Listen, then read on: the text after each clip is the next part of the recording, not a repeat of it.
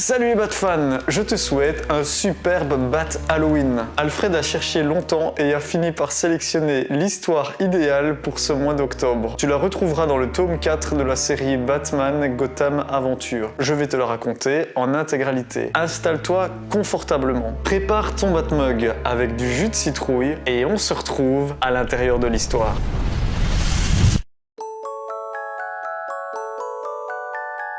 Il était une fois le lendemain de la nuit d'Halloween. Au cours de leur patrouille, Batman et Robin tombèrent sur un homme inconscient. Batman lui prit le pouls, il était filant. Cet homme avait besoin de toute urgence d'un médecin, sinon il allait mourir. Lorsque soudain, Robin perçut un bruit qui se rapprochait à grande vitesse. Ce bruit léger était maintenant proche du vacarme. Une foule de Gothamiens en furie fonçait droit sur eux.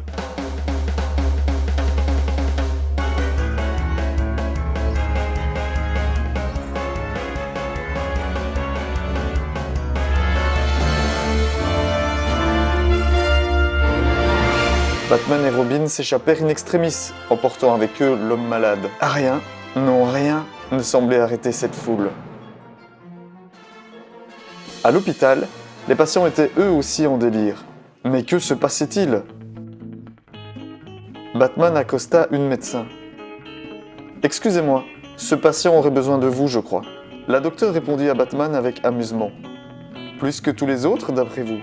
Elle lui expliqua ensuite que le sauvé était encore dans ses cordes. Elle avait repéré le problème en examinant les paramètres. L'homme souffrait d'une crise cardiaque. Mais l'hystérie qui avait gagné une bonne partie des Gothamiens depuis 10 minutes était cependant pour elle un grand mystère. Batman apprit ensuite que tout avait débuté après la transmission d'une émission.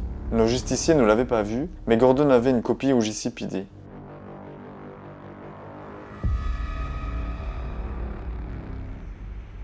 Vous le savez, hier fut sans doute la journée la plus sacrée de l'année, Halloween.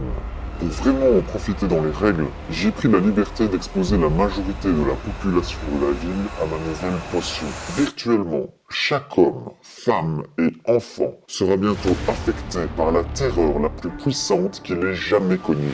D'ailleurs, cela devra faire effet dans 3, 2, 1, 0.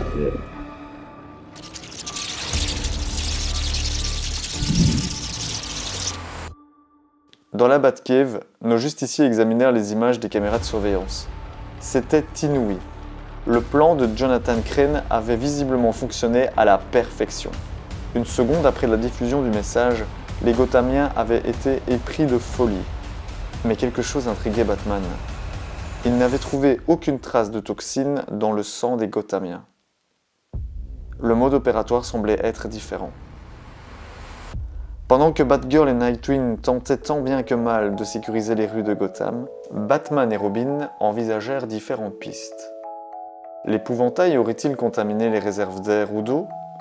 Non, sans doute pas. De plus, il avait évoqué un lien avec Halloween. Robin proposa l'empoisonnement de bonbons. Mais non, ça ne pouvait pas être ça, car une grande partie de la population n'en mangeait pas. Il fallait trouver ce que la plupart des Gothamiens avaient en commun, et qui aurait aussi un lien avec Halloween. Soudain, Robin eut une idée. Et si l'empoisonnement avait été causé par les sacs d'Halloween, ceux utilisés pour récolter les friandises? Et hier, quasi tout le monde avait le même. Il provenait de l'endroit le plus en vue de Gotham, le restaurant où tout le monde vient manger. Seul problème à cette hypothèse, Nightwing et Robin avaient eux aussi mangé là-bas hier, et pourtant, aucun des deux n'était devenu fou. Enfin, jusqu'à présent. À peine rentrés à l'intérieur, nos justiciers se firent agresser par 2 serveurs et une serveuse. Au cours de la bagarre, elle glissa sur l'huile et se cogna la tête. Ce choc avait semblé calmer la jeune femme. Elle était redevenue elle-même.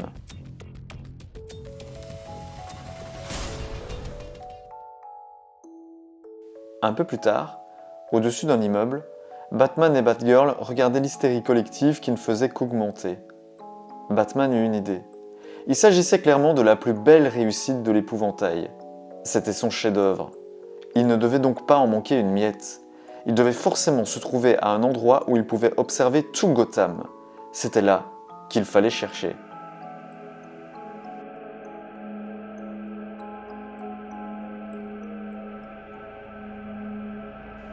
Un garde et un groom terrorisés, Batman avait donc misé sur la bonne piste.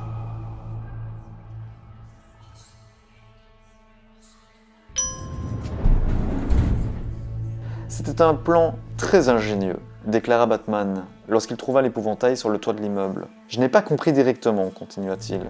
Tout a été clair lorsque j'ai trouvé l'agent de sécurité et le groom. Ils avaient été empoisonnés par la toxine habituelle, celle de la terreur. Pourquoi faire une exception pour ces deux-là, alors que tout Gotham était épris d'un élan de folie? Tout simplement parce que les habitants n'ont pas vraiment été empoisonnés. Ai-je raison, Dr. Crane? Ce n'était qu'un canular. L'épouvantail confirma que Batman avait vu juste. Il n'avait eu besoin d'aucune toxine. Il a simplement eu besoin de passer à la télé et de leur dire qu'ils allaient avoir peur pour que ça marche. Batman venait de transmettre les aveux de l'épouvantail en direct. Tout allait redevenir normal. La nuit touchait à sa fin. Le mystère était résolu. Batgirl ne comprenait donc pas ce qui pouvait encore inquiéter Batman.